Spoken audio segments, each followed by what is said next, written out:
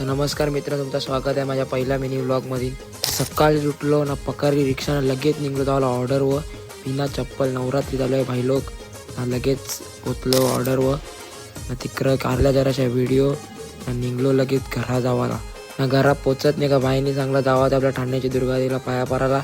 तसाच निघलो ना, भाईनी घातलेला आपल्या पोलिसांचा हेल्मेट। सांगते आपल्याला कोण नाही देणार, आपण पोलीस आहो ना। 0 मिनिटांनी पोचलो लगेच आपल्या ठाण्याच्या देवीच्या गेटवर।